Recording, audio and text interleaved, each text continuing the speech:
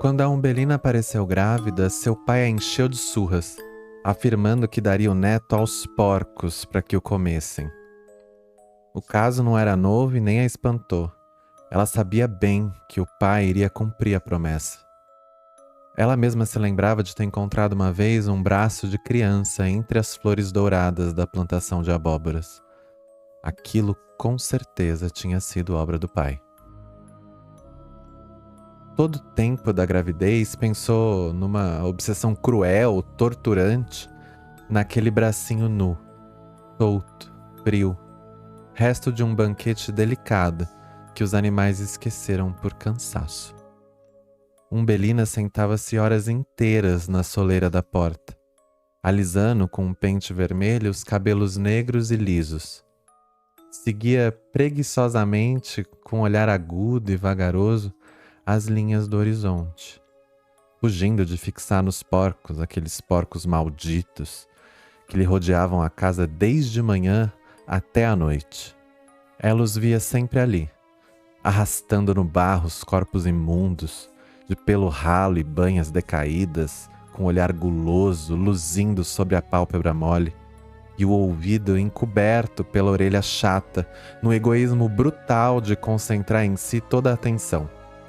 Os leitões vinham por vezes barulhentos e as cambalhotas se enrolar na sua saia, e ela se sacudia de nojo, dando pontapés com muita força.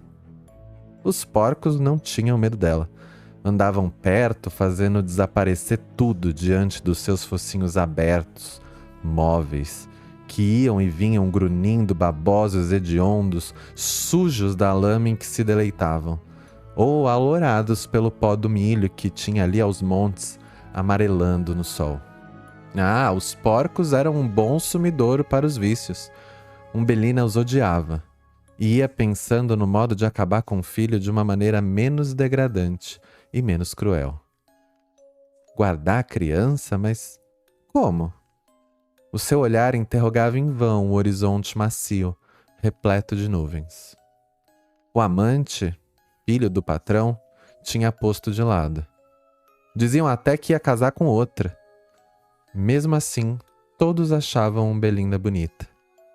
De descendência indígena, ela ficava bonita principalmente aos domingos, quando se enfeitava com flores vermelhas que lhe davam colorido à pele bronzeada e a vestiam toda com um cheiro doce e modesto. Eram 2 horas da madrugada quando ela abriu um dia a porta da casa de seu pai e se esgueirou para o terreiro. Fazia luar. Todas as coisas tinham um brilho suavíssimo. A água do moedor de grãos caía em gotas grossas e espaçadas, contornando o rancho de sapê e correndo depois em fio luminoso e trêmulo pela planície afora. Flores de gabiroba e de esponjeira brava punham lençóis de neve na extensa margem do córrego. Todas as ervas do mato cheiravam bem. Um galo cantava perto, outro respondia mais longe, e ainda outro, e outro, até que as vozes dos últimos se confundiam na distância com os mais leves rumores noturnos. Umbelina afastou com mão febril o xale que a envolvia e, descobrindo a cabeça, investigou com um olhar sinistro o céu profundo. Onde se esconderia o grande Deus divinamente misericordioso de quem o padre falava na missa do arraial, em termos que ela não atingia, mas que a faziam estremecer? Ninguém pode fugir ao seu destino, diziam todos. Estaria então escrito que a sua sorte fosse essa que o pai lhe prometia, de matar a fome aos porcos com a carne da sua carne e o sangue do seu sangue? Essas coisas rolavam-lhe pelo espírito indeterminadas e confusas. A raiva e o pavor do parto a estrangulavam. Não queria bem ao filho, odiava nele o amor enganoso do homem que a seduzira. Iria matar e esmagar a criança de qualquer forma. Mas lançá-los aos porcos? Isso nunca. E voltava-lhe à mente num arrepio aquele bracinho solto que ela tivera entre os dedos indiferentes na sua bestialidade de menina. O céu estava limpo, azul, Um céu de janeiro, quente, vestido de luz, com a sua estrela véspera enorme e diamantina, e a lua muito grande, muito forte, muito esplendorosa. Umbelina espreitou com o olho vivo para os lados da roça de milho, onde a seu ouvido agudíssimo pensou ter ouvido o barulho de pés humanos. Mas não veio ninguém, e ela, abrasada, arrancou o chale dos ombros e arrastou no chão, segurando com a mão que as dores do parto crispavam convulsivamente. O corpo foi ficando disforme, mal resguardado por uma camisa de algodão e uma saia de chita. Pelos ombros estreitos agitavam-se as pontas de seu cabelo negro e brilhante. O ventre pesado dificultava-lhe a marcha, que ela interrompia a miúde para respirar alto ou para se agachar, se contorcendo toda. A sua ideia era ir ter o filho na porta do amante, matá-lo ali, nos degraus de pedra que o pai havia de pisar de manhã quando descesse para o passeio costumado. A criança tremia-lhe no ventre, como se pressentisse que entraria na vida para entrar no túmulo, e ela apressava os passos nervosamente por sobre as folhas das árvores. Sim, iam ver agora quem ela era. A desprezariam? Ririam dela? A deixariam à toa como um cão sem dono? Pois que esperassem. E ruminava o seu plano, receando esquecer alguma minúcia. Deixaria a criança viver alguns minutos, a faria chorar, para que o pai lá dentro, entre o conforto do seu colchão de paina, lhe ouvisse os lamentos e gemidos, e os guardasse sempre na memória, como um remorso.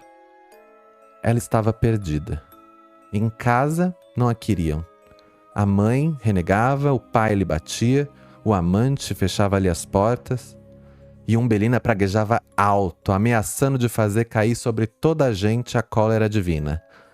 O luar, com a sua luz esbranquiçada e fria, iluminava a triste caminhada daquela mulher quase nua e pesadíssima que era golpeada de dores e de medo através dos campos.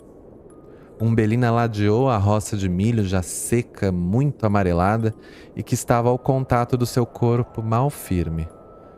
Passou depois o grande canavial de um verde d'água que o mar enchia de doçura e que se alastrava pelo morro abaixo, até lá perto do engenho, na esplanada da esquerda. Por entre as canas houve um rastejar de cobras e ergueu-se da outra banda, na negrura do mandiocal, um voo fofo de ave assustada. Ela se benzeu e cortou direito pelo terreno mole do feijoal, ainda novo, esmagando sob as solas dos pés curtos as folhinhas tenras de planta ainda sem flor. Depois, abriu lá em cima a cancela, que gemeu prolongadamente nos movimentos de ida e volta, com que ela a impeliu para diante e para trás. Entrou no pasto da fazenda. Um grande silêncio pairava por todo o imenso gramado. O terreno descia numa linha suave até o terreiro da habitação principal, que aparecia ao longe num ponto branco. Ela se abaixou tolhida, suspendendo o ventre com as mãos. Toda a sua energia ia fugindo, espavorida com a dor física que se aproximava em contrações violentas.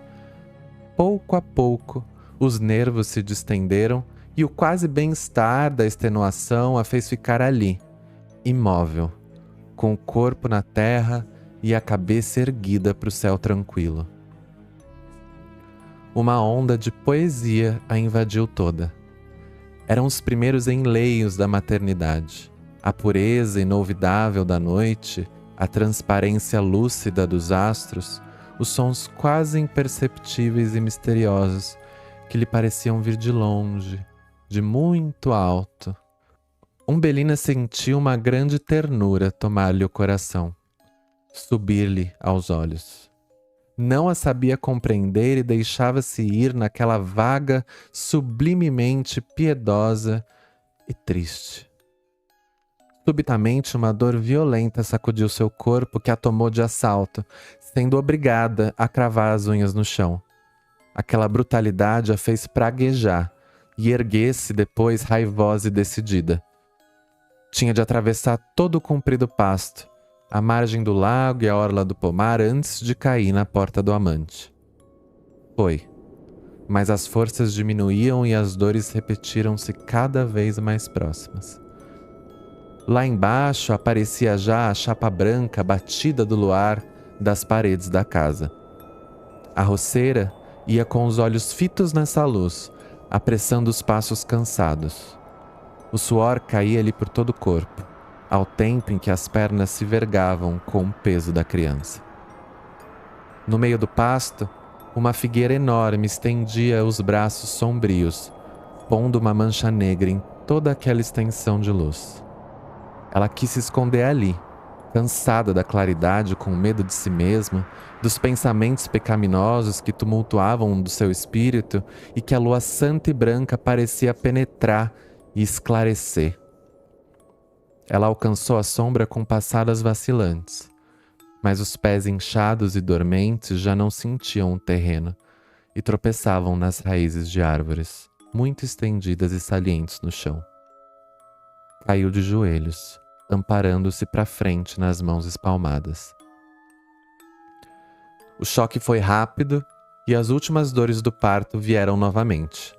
Quis reagir ainda e se levantar, mas já não pôde. Furiosa, descerrou os dentes, soltando os últimos e agudíssimos gritos da expulsão. 1 minuto depois, a criança chorava sufocadamente. Umbelina então arrancou com os dentes o cordão da saia e, erguendo o corpo, atou com firmeza o umbigo do filho e o enrolando no xale, sem olhar quase para ele, com medo de o amar. Com medo de o amar. No seu coração de selvagem desabrochava timidamente a flor da maternidade. Umbelina se levantou à custa, com o filho nos braços. O corpo esmagado de dores que lhe dilaceravam as carnes não obedecia à sua vontade. Lá embaixo, a mesma parede branca refletida de luz a chamava para a vingança. Ou para o amor. Julgava agora que se batesse aquelas janelas e chamasse o amante, ele viria comovido e trêmulo beijar o seu primeiro filho. Se aventurou em passadas custosas a seguir o seu caminho, mas depressa as dores voltaram, e sentindo-se esvair, sentou na grama para descansar. Descobriu um pouco o corpo do filho, o achando muito branco, bonito, e no impulso de amor, beijou na boca. A criança moveu logo os lábios na sucção dos recém-nascidos e ela lhe deu o peito. O pequenino puxava inutilmente, sem alento, enquanto sua cabeça, pendendo numa vertigem suave, sentiu depois outra dor. Umbelina abriu os braços e ela caiu de costas. A lua ia sumindo e os primeiros alvores da aurora tingiram de um róseo dourado todo o horizonte. Em cima, o azul carregado da noite mudava para um violeta transparente, esbranquiçado e límpido. Foi no meio daquela doce transformação da luz que Umbelina mal distinguiu um vulto escuro que se aproximava lentamente, arrastando no chão as mamas pelancudas, com o rabo fino, arqueado sobre as ancas enormes, o pelo grosso, irrompendo da pele escura e rugosa, o olhar guloso, estupidamente fixo. Era uma porca. Umbelina ouviu seu grunhir, viu confusamente os movimentos repetidos do seu focinho trombudo, gelatinoso, que se arregaçava mostrando a dentição amarelada forte. Um sopro frio correu por todo o corpo de Umbelina, e ela estremeceu, ouvindo um gemido doloroso, doloridíssimo, que se cravou no seu coração aflito. Era do filho. Quis erguer-se, apanhá-lo nos braços, defendê-lo, salvá-lo, mas continuava a esvair-se. Os olhos mal se abriam, os membros já não tinham vigor, e o espírito mesmo perdia a noção de tudo. Entretanto, antes de morrer, ainda viu, vaga, indistintamente o vulto negro e roliço da porca, que se afastava com um montão de carne pendurada nos dentes, destacando-se isolada e medonha naquela imensa vastidão cor-de-rosa.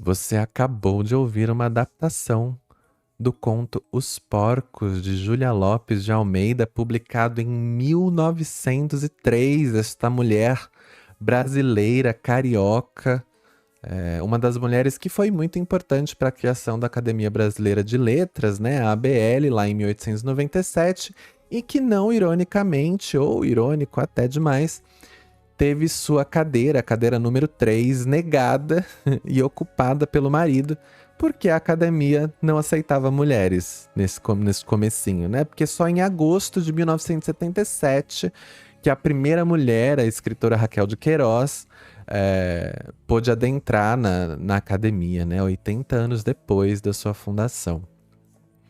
Esse texto ele é muito triste, ele é muito melancólico, ele é bucólico. Apesar de ainda ser um terror, né, um terror psicológico, e que descreve bem a paisagem e a sensação dessa paisagem, né, dessa natureza. É uma coisa muito curiosa desse conto. É como se a natureza fosse um personagem importante da história, né? Os personagens principais dessa narrativa são basicamente a Umbelina e a natureza. Porque ela não fala com ninguém, ela não interage com ninguém. Ela passa sozinha, apesar do filho na barriga. A gente sabe, né, da promessa do pai, por exemplo, porque a narradora conta no começo. Mas quem vive a história mesmo é só a Umbelina, né? Se você não contar os porcos, né? Mas aí acho que não entra muito na conta. E eu gosto muito dessa figura da narradora, que ela é quase uma memória. É como se a memória da Umbelina que estivesse contando a sua própria história na terceira pessoa, como se fosse ali uma entidade observadora e que dá essa sensação de mal-estar na gente, né?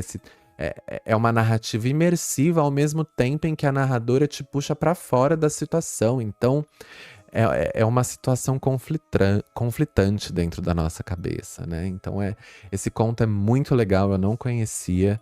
Conheci para gravar aqui para vocês e fiquei muito surpreso, muito feliz de ter conhecido a Júlia Lopes de Almeida. Espero que vocês tenham gostado também deste conto. Eu sempre gosto muito de trazer contos de terror aqui para vocês.